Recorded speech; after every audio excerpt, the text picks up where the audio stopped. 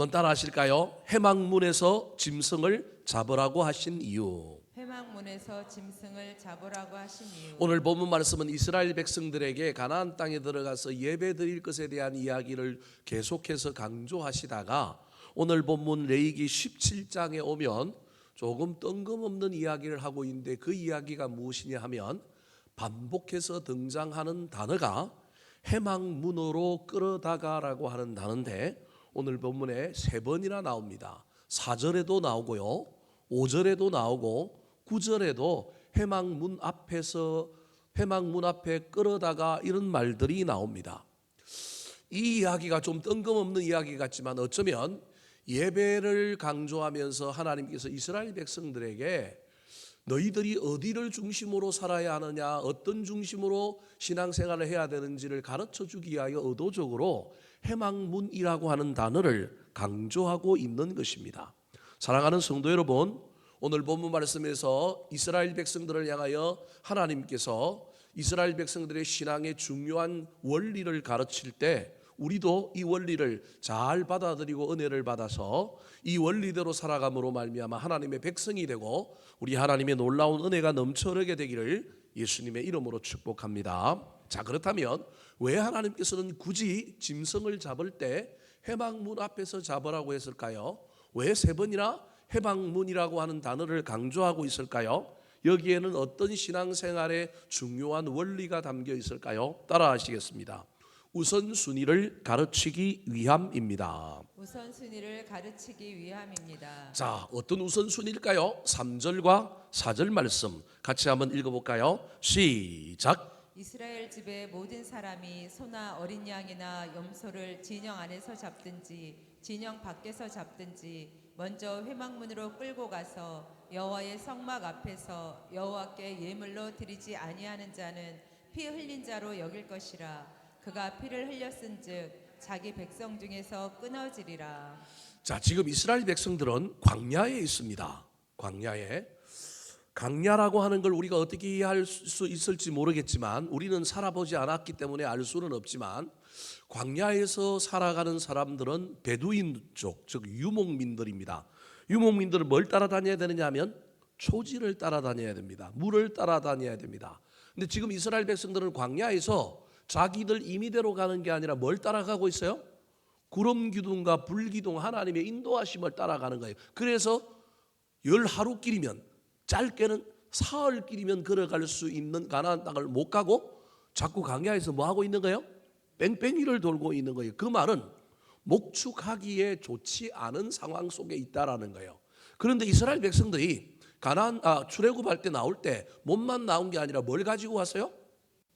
예물도 가지고 오고 막 제물도 받았는데 짐승도 가지고 나왔단 말이에요. 그래서 10가지 재앙 속에 이야기할 때 모세가 백성들에게 바로에게 찾아가서 모세가 협상을 걸 때 바로가 얘기해요. 몸만 가라. 두 번째로는 뭐라고 얘기하냐면 짐승은 뭐하고 가라? 남겨두고 가라. 나중에는 아이는 남겨두고 가라. 뭐 이런 식으로 자꾸 타협을 걸었던 사람이 누구냐 하면 바로입니다. 그 말은 나중에 출애굽할 때 장자 죽음 이후에 이스라엘 백성들이 광야에서 나올 때 은근 폐물도 받았지만 뭐도 끌고 나왔느냐 하면 짐승들, 양떼, 소떼, 염소떼도 끌고 사실은 나온 거예요. 왜 나왔느냐 하면 모세가 10가지 재앙을 내리며 바로에게 출애굽에 대한 이야기를 늘 할 때마다 우리가 하나님이 지정한 장소에 가서 뭐 드리겠다고요? 예배하겠다는 거예요. 예배에는 뭐가 필요해요? 제물이 필요한 거예요. 그러므로 이스라엘 백성들이 이 소떼 양떼를 몰고 지금 광야를 방황하고 있고요. 이 소떼 양떼의 1차적인 목적은 하나님께 뭐 하기 위하여 가지고 있는 거예요? 제사할 때 제물로 쓰기 위한 거예요. 다르게 얘기하면 이거 먹으면 돼요, 안 돼요? 안 되는 거예요. 그래서 만나만 먹다가 고기 못 먹으니까 이스라엘 백성들이 뭐라고 얘기한 거예요? 고기 먹고 싶다고. 그래서 메추라기를 사실은 준 거란 말이에요. 그러므로 광야 시절에 이스라엘 백성들은 짐승을 함부로 잡을 수가 없어요. 오늘 저 레위기 17장의 짐승 잡는 문제를 하나님 앞에 제물로 드리기 위하여 잡는 것에 대한 이야기를 하고 있는 것이 아니라 임의로 자기들이 잡는 것을 이야기하는 거예요. 이스라엘의 집의 모든 사람이 소나 어린 양이나 염소를 진영 안에서 잡든지 진영 바깥에서 잡든지. 이 말은 이스라엘 백성들이 진을 쳤잖아요. 동서남북으로 성막을 가운데 딱 두고. 그러면 이 진영 안에서 잡든지 진영 바깥에서 잡든지 간에 그렇게 잡지 말고 어디로 오라고요? 가운데 있는 성막에 있는 회막 문 앞에 와서 무조건 잡으라는 거예요.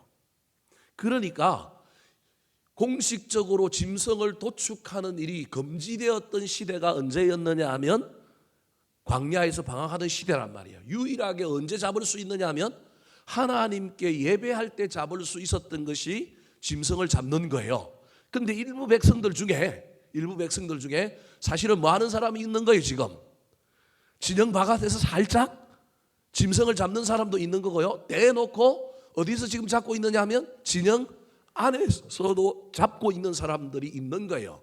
물론 사적인 소유가 허용되었기 때문에 하나님 앞에 절기를 따라서 때를 따라서 짐승을 제물로 바치고도 남는 사람은 잉여가 있으니 뭐 할 수 있는 거예요? 잡을 수 있는 거예요. 근데 그거 못 잡는 사람들 눈에는 이게 눈에 가시 같고요. 이게 얼마나 상실감이 있고 얼마나 공동체를 위화감에 빠뜨리겠습니까? 그래서 하나님이 이 문제를 보고 이 광야 생활하고 있는 이스라엘 백성들뿐만 아니라 앞으로도 정착하여 목축업이 왕성하게 일어나고 농사가 생김으로 말미암아 먹는 문제가 해결되어 짐승의 잉여가 생겼을 때도 이 짐승 잡는 일을 가르쳐 주려고 이야기하는 거예요. 요건 짐승 잡는 문제가 아니라 모든 삶의 우선순위, 모든 삶의 중심을 지금 잡아주려고 사실은 하는 거예요. 이 당시에 광야에서 가장 중요한 것이 은금 폐물은 성막 짓는 데 다 내놨고요. 우상 짓느라고 시내산 앞에서 금송아지 만드는 데 다 내놨고요. 그러면 이스라엘 백성들에게 지금 제일 중요한 건 영적이든 육적이든지 간에 영적으로는 하나님께 제사 지내는 제물이니까 짐승이 넘버원. 오늘날 우리로 치면 돈인 거예요. 돈. 그리고 먹고 사는 문제와 관련해 영양을 보충하고 좀 먹고 싶어서 먹는 일도 짐승 잡는 일이라고 생각하면 이 광야에 생활하고 있는 이스라엘 백성들에게 짐승을 도축하여 잡아먹는 건 최고의 일인 거예요. 어떤 의미에서 보면 과도한 해석이지만 이거 먹으면 자기가 누구 같은 거예요? 하나님 같은 거예요. 왜? 짐승은 누구한테 바쳤는데? 하나님한테 바쳤는데 꼭 그렇다는 의미가 아니라 일종의 해석을 하면 이 짐승을 잡는다는 이야기, 짐승을 잡아서 먹는다는 것이 이 광야 생활에서 얼마나 값지고 얼마나 귀한 것인지를 여러분에게 지금 설명하고 있는 거예요. 이런 상황 속에서 하나님께서 짐승을 잡는 이야기를 통하여 하나님이 신앙생활의 기본 원리를 알려주려고 하는 거예요. 그게 돈이 되었던 건강이 되었던 자식이 되었던 오늘날 저와 여러분에게도 똑같은 이야기입니다. 이건 짐승으로 여기지 말고 우리가 귀하게 여기는 걸 저와 여러분이 이 설교를 들으면서 우리 눈앞에 다 갖다 놓을 수 있어야 됩니다. 이거 다 어디 앞에서 하라고요? 먼저 어디로 갖고 오라고요? 회막으로 갖고 와라. 제사 지내기 전이든 네가 먹으려고 하든지 간에 짐승 잡는 일은 전부 어디서 잡아라? 회막 문 앞에서 잡아라. 누구 앞에서 잡아라? 하나님 앞에서 잡아라. 여러분 이게 신앙생활의 우선의 원리, 우선순위를 지금 가르쳐주고 있는 겁니다. 돈을 벌더라도 건강을 책임지더라도 자식을 우리가 잘 양육하더라도 이거 누구 앞에서 하라고요? 하나님 앞에서 해라. 그런 의미로 지금 가르쳐주고 있는. 그래서 4절에 먼저라고 하는 말을 하고 있는 거예요. 회막문으로 끌고 와서 여호와 성막 앞에서 여호와께 뭐 하지 않는 자는? 예물로 드리지 않는 자는. 우리 하나님이 욕심쟁이는 아닌데 지금 뭐라고 얘기하고 있냐면 네가 먹고 싶어서 짐승 잡을 때도 어디 와서 잡으라고요? 회막문 앞에서 잡고 그 중에 일부는 누구한테 드리라고요? 하나님께 드리라. 우리 하나님이 좀 좀스럽지 않습니까? 그거 먹고 싶어서 자기가 살짝 어디서 잡았어요? 진영 바깥에서 잡았단 말이에요. 그리고 자기 진영 안에서 자기 집 앞에서 살짝 잡았는데 하나님이 그러면 된다 안 된다? 안 된다. 어디 와서 잡아라? 회막 문 앞에 와서 잡아라. 그리고 그거 나한테도 좀 뭐 하라고요? 드려라. 네가 먹기 위하여 잡았지만 그럴지라도 여호와께 예물로 뭐 해라? 드려라. 드리지 않으면 너는 뭐 한 자로 여길 거다?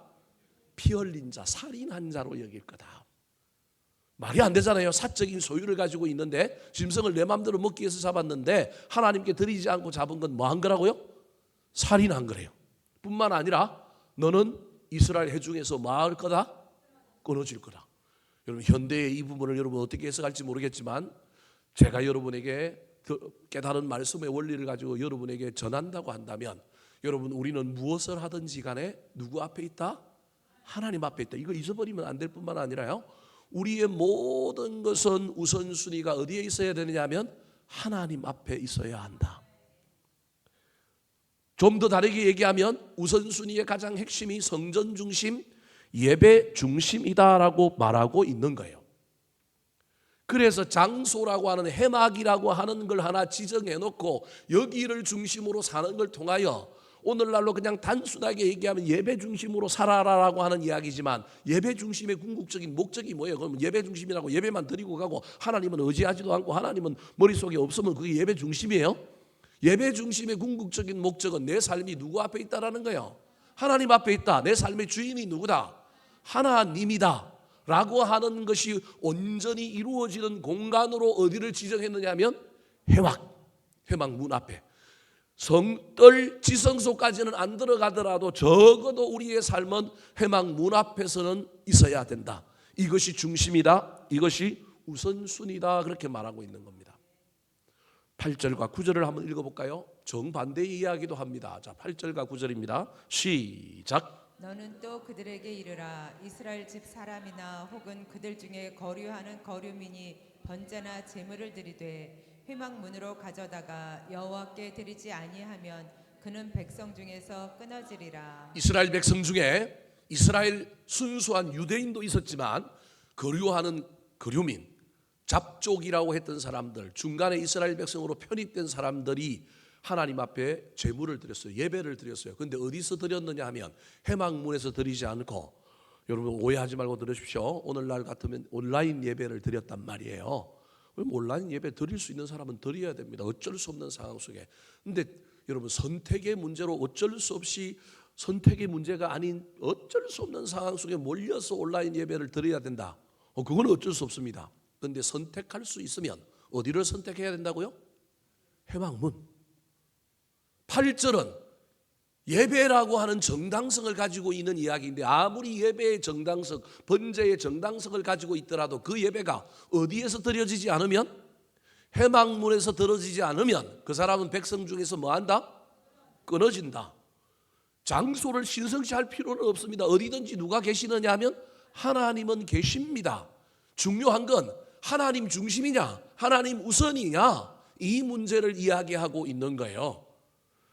저와 여러분의 삶의 대원칙이, 이 원칙이 있어야 합니다. 먼저 하나님 중심, 그 먼저와 시간과 공간의 의미로 하나님 중심으로 하나님이 지정해 놓은 것이 구약에는 어디였느냐 하면 성막, 나중에는 성전이 된 겁니다.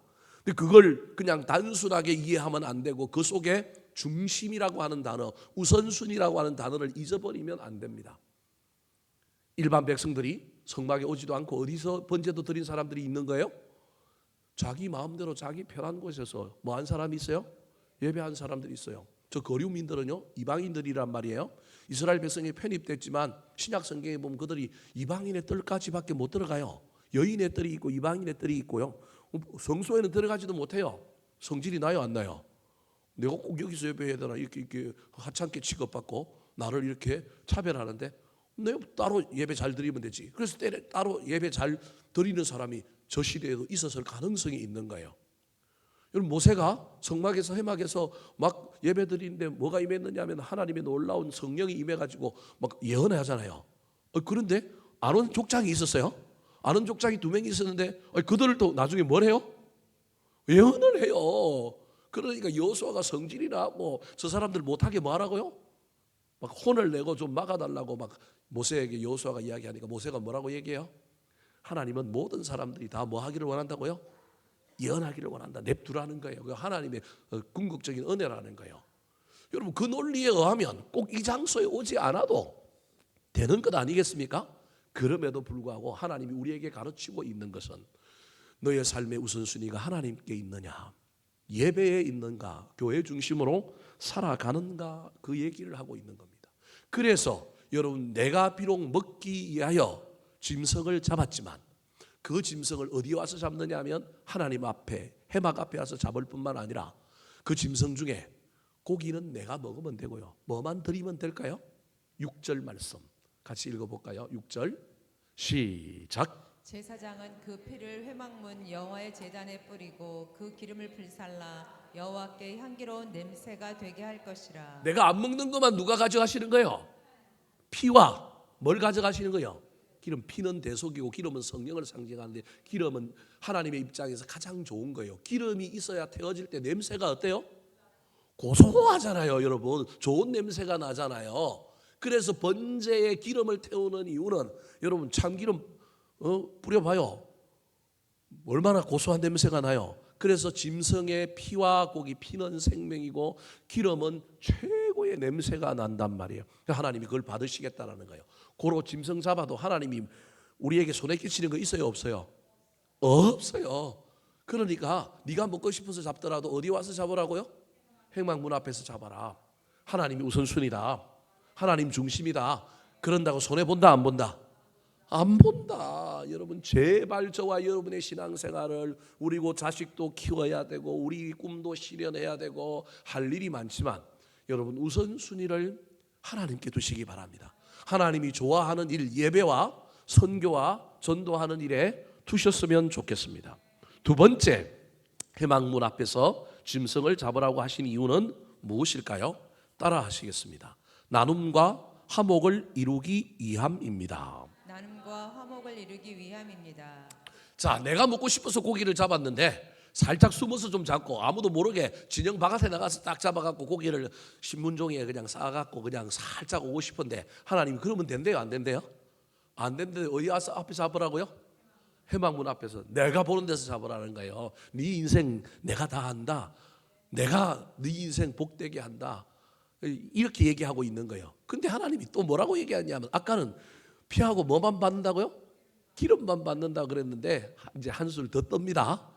뭐라고 얘기했을까요? 5절 말씀 같이 한번 읽어볼까요? 5절. 자, 5절 말씀입니다. 5절 나와라. 5절 없어요? 예, 5절이 없답니다.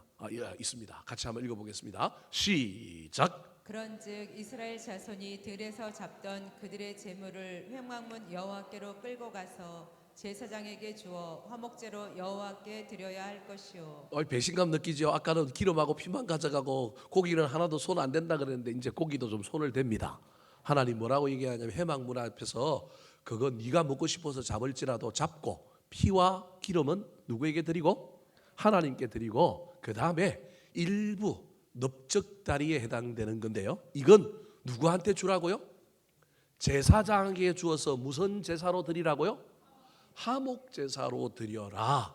이 말은 화목제사의 핵심은 하나님과의도 화목이지만 사람들과의 화목이라는 거예요. 네가 먹고 싶어서 잡았지만 자, 이 강야에서 짐승 끌고 와가지고 다 제물로 드리려고 어떤 사람은 하나님이 우선순위를 삼고 있기 때문에 먹고 싶어도 하나님 우선순위가 이 사람은 마리수가 적어서 하나님께 드리려고 쟁여놓고 있다 보니 자기는 고기를 먹어요, 못 먹어요?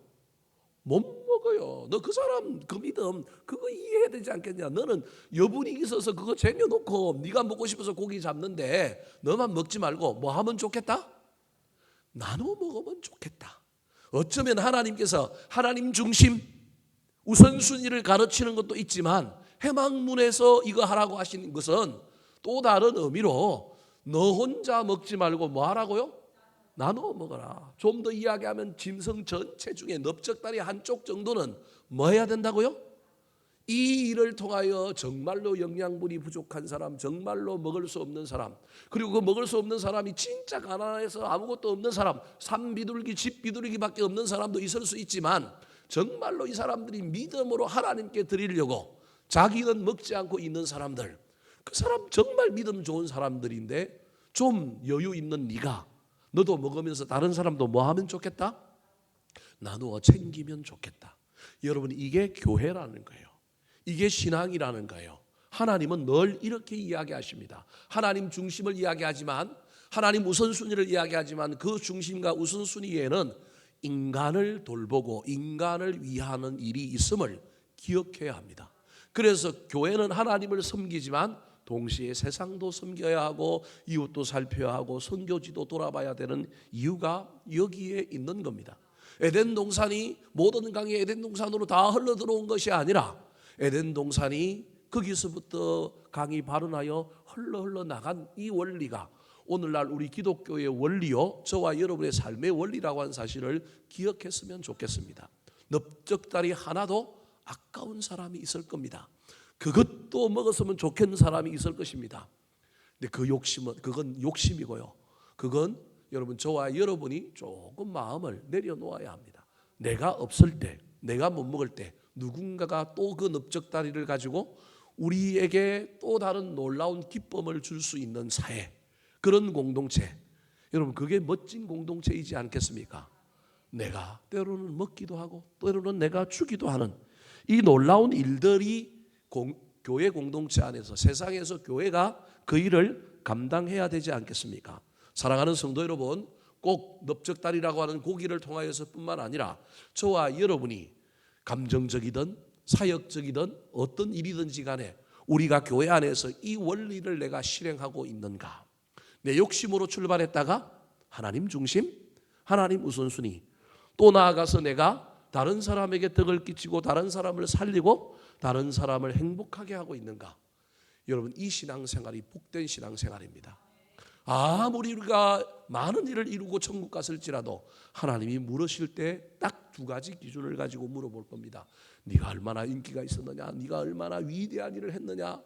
그거 제가 보기에는 크게 우리 주님이 점검하지 않을 것 같습니다. 이미 이 땅에서 우리가 그것 때문에 사람들에게 다 어깨가 어석해지고 다 우리가 다 인정받았기 때문에 그렇습니다.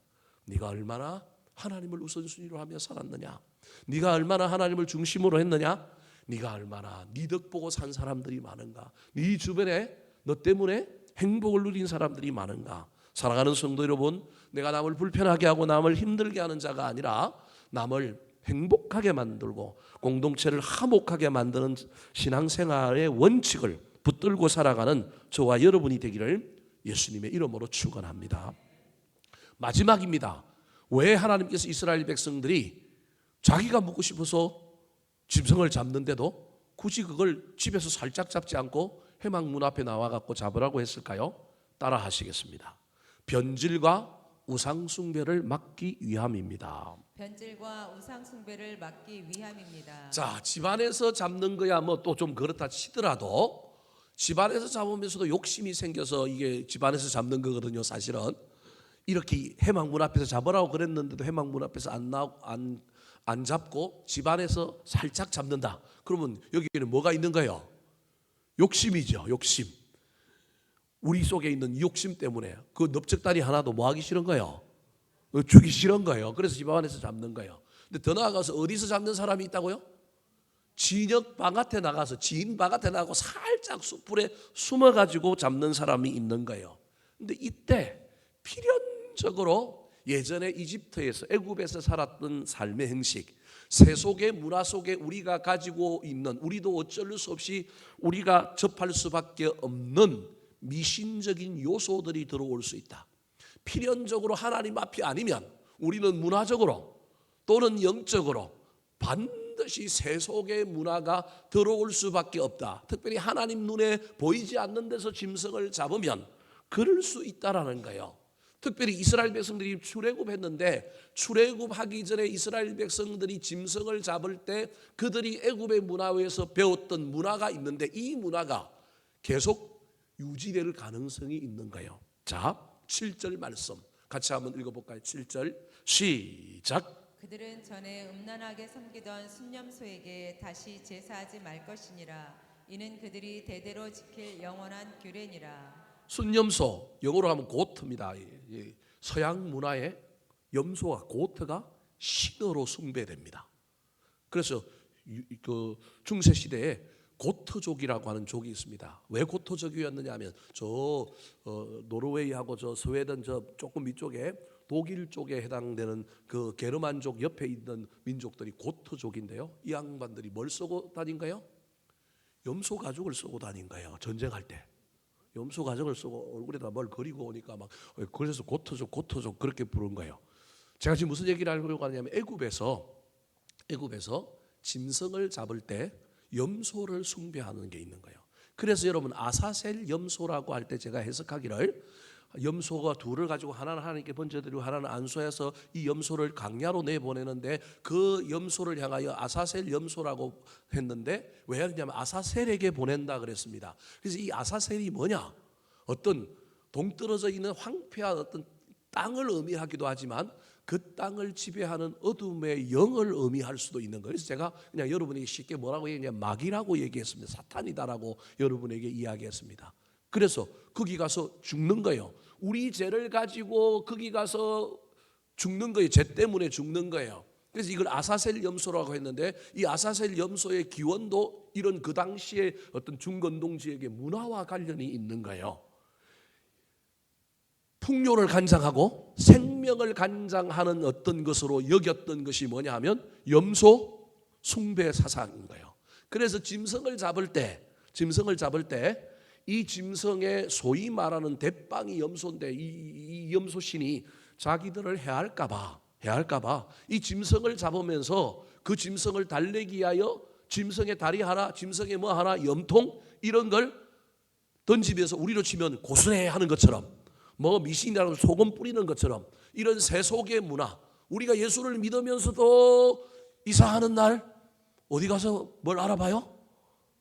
이상한 데 가가지고 이 날이 좋은 날인지 아닌지 물어보지는 않더라도 옆에서 사람들이 무슨 날은 뭔 좋은 날이고 무슨 날은 길일이고 무슨 날이 뭐 아니라 그러면 괜히 예수를 믿는데도 불구하고 우리는 그 날에 뭘 안 하고 싶어요?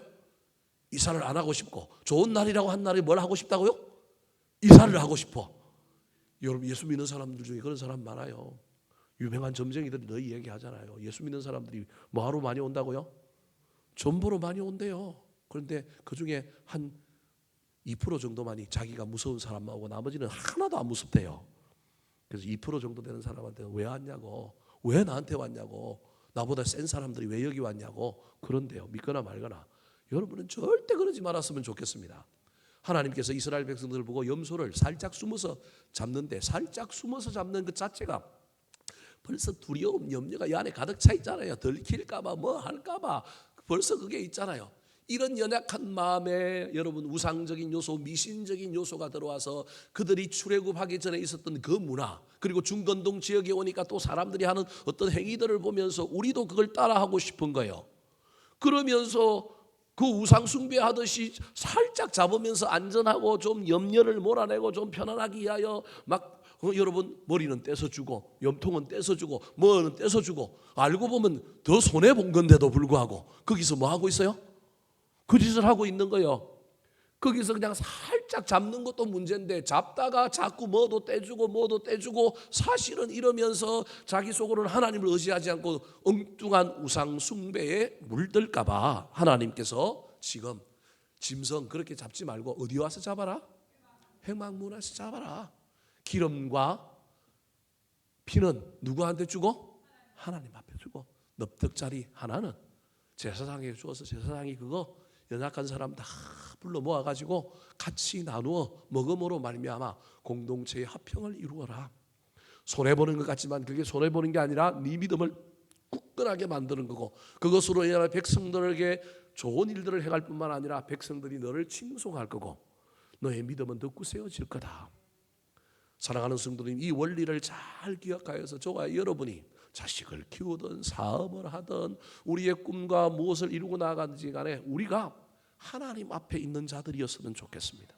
우선순위가 하나님이었으면 좋겠습니다. 더 나아가서 그 일을 통하여 나 혼자 잘 먹고 잘 사는 것이 아니라 여러분 그 일 때문에 내 주변에 있는 사람들이 행복해지는 놀라운 역사들이 일어나게 되기를 우리 구주 예수 그리스도의 이름으로 축원합니다. 한번 따라 하실까요? 해막문에서 짐승을 잡으라고 하신 이유, 회막문에서 짐승을 잡으라고 하신 이유, 우선순위를 가르치기 위함입니다. 우선순위를 가르치기 위함입니다. 나눔과 화목을 이루기 위함입니다. 나눔과 화목을 이루기 위함입니다. 변질과 우상 숭배를 막기 위함입니다. 변질과 우상 숭배를 막기 위함입니다.